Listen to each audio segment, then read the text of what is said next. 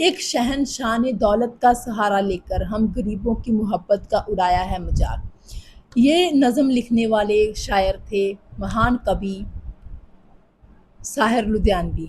साहिर लुधियानवी जो कि मूल रूप से पंजाब के रहने वाले थे और शुरू में वो साहित्यिक रचनाएं ही करते थे, पंजाबी में करते थे। लेकिन फिर उनका आगमन कैसे हिंदी फिल्म इंडस्ट्री में हो गया, ये एक दिलचस्प कहानी है। और अपनी एक पोइम, एक नज़म ताजमहल लिखकर उन्होंने खूब वाहवाही भी बटोरी थी, जो कि बाद की बात है। लेकिन पहले इस नज़म के कारण उनको कितना ज़्यादा भरा भला बुरा सुनना पड़ा था, ख़ासकर मुस्लिम कम्युनिटी से, कि आपने खाहम खाही शाहजहाँ की इस शाहकार कलाकृति पर सवाल उठा दिए हैं।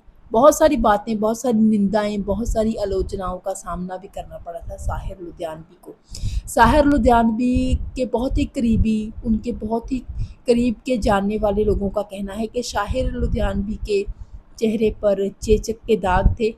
उनका कद काफ़ी लंबा था और हाथ में हमेशा सिगरेट रहती थी।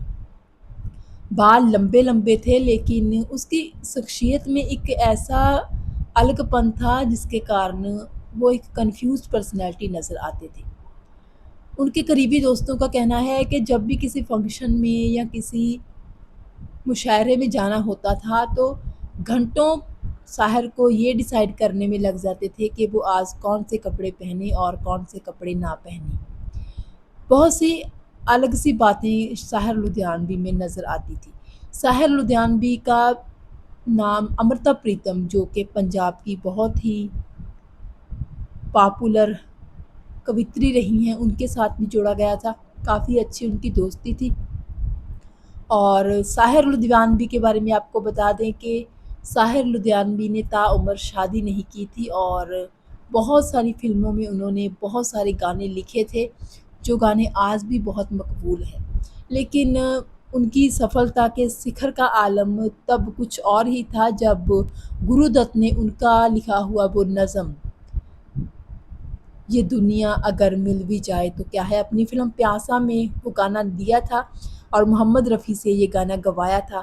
तब वो अपनी सफलता के चोटी पर पहुंच गए थे। तो ये मुकाम रहा था साहिर लुधियानवी का। हालांकि भारतीय फ़िल्म इंडस्ट्री में आनंद बख्शी, गुलजार, मजरूह सुल्तानपुरी जैसे बहुत सारे गीतकार आए हैं, लेकिन जो रुतबा, जो दर्जा साहिर लुधियानवी का है, वो एक अलग तरह की है, क्योंकि उनकी रचनाओं में एक बागीपन, बगावत नज़र आती थी और इसी बगावत के कारण ही लोगों ने उनको बागी कवि कहना शुरू कर दिया था। निस्संदेह ही अपनी नज़म ताजमहल से उनको बहुत ज़्यादा पॉपुलैरिटी मिली थी। ताजमहल के साथ एक जुड़ा हुआ किस्सा ये है कि वो कभी खुद ताजमहल पर्सनली नहीं गए थे, लेकिन कितनी खूबसूरती के साथ उन्होंने ताजमहल का चित्रण किया इस नज़म में, वो अपने आप में काबिल तारीफ़ था।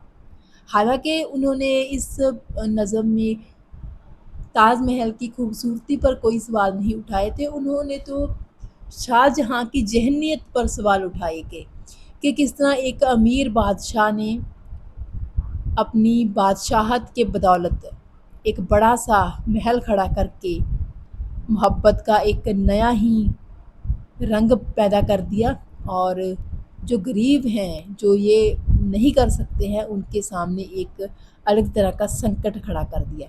वो ये बात कहना चाहते थे, लेकिन दुनिया ने इस भाव को अलग तरह से देखा, जिसके कारण उनकी काफ़ी निंदा भी हुई थी।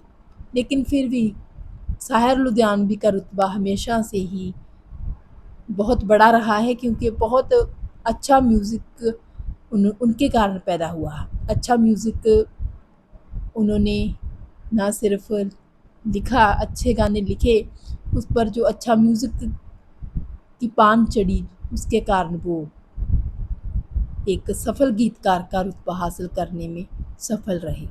तो इस तरह आज भी लोग साहिर लुधियानवी के लिखे हुए गानों को, उनकी गज़लों को, नज़्मों को सुनना पसंद करते हैं।